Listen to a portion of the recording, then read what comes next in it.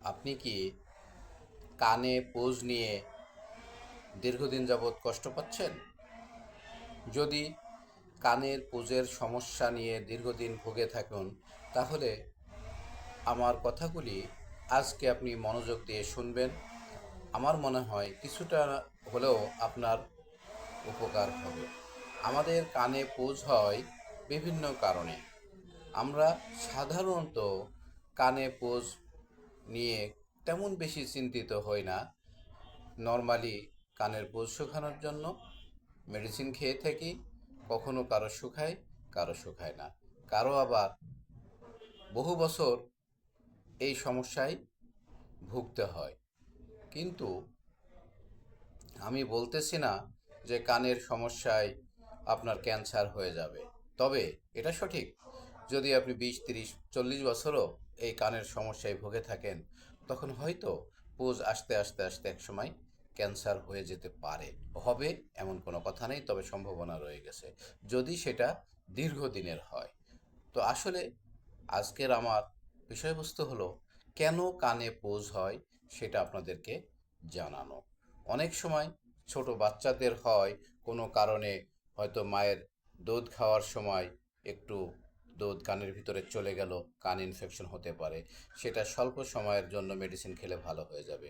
কারো কারো কানে পানি ঢুকে সে কান ইনফেকশন হয়ে পুঁজ পড়তে পারে। কিন্তু এছাড়াও পানি নাই, দুধ নাই, তারপরেও কান ইনফেকশন হচ্ছে এবং সেটাই দীর্ঘদিন যাবৎ আমাদেরকে ভোগাচ্ছে। সেটা কি?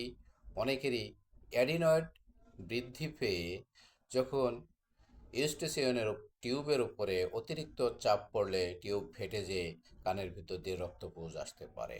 তখন আমাদের অ্যাডিনয়েডের ট্রিটমেন্ট করতে হয়।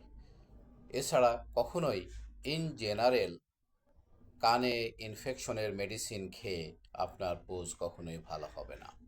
আবার অনেক সময় মাস্টার্ড বোন, যেটা আমাদের কানের পিছনের দিকে থাকে, সেই মাস্টার্ড বোন যদি কখনো ইনফেকশন হয়ে যায়, তো অবশ্যই আপনার সেই মাস্টার্ড বোন বা হাড়ের ট্রিটমেন্ট করতে হবে। হাড় যদি ইনফেকশন হয়ে যায়, আপনি ইন জেনারেল অ্যান্টিবায়োটিক বা ওই জাতীয় কোনো মেডিসিন খেলে কখনোই এটা ভালো হবে না। যেমন অ্যাডিনয়েড বড় হয়ে যাওয়ার পরে যদি ইনফেকশন হয়, তখনও যেমন অ্যান্টিবায়োটিকে ভালো হবে না, সেম যদি মাস্টার্ড বোন অর্থাৎ হাড়ের ইনফেকশন হয়ে যদি কানে পুঁজ আসা শুরু হয়, সেটা কখনোই অ্যান্টিবায়োটিক বা এই জাতীয় বা আমাদের হোমিওপ্যাথির যে মেডিসিনগুলো আছে কানের পুঁজ শুকানো, সেই মেডিসিন খেয়েও আপনার ভালো হবে না। কিন্তু আমরা গতানুগতিক যে প্যাথিতেই যাই, হোমিওপ্যাথি, অ্যালোপ্যাথি, ইউনানি যেখানেই যাচ্ছি, আমাদেরকে আসলে কানের পুঁজ শুকানোর মেডিসিন দিচ্ছে গতানুগতিক যে মেডিসিনগুলো আছে। কিন্তু এতে আপনি ভালো হবেন না। আর সেজন্য আমাদের জানতে হবে আসলে কানে ইনফেকশনটা কেন হলো। যদি মাস্টার্ড বোন ইনফেকশন হয়ে যায়, সেখানে অবশ্যই আপনাকে হাড়ের উপরে ট্রিটমেন্ট দিতে হবে, যে হাড়টা ইনফেকশন হয়ে গেছে।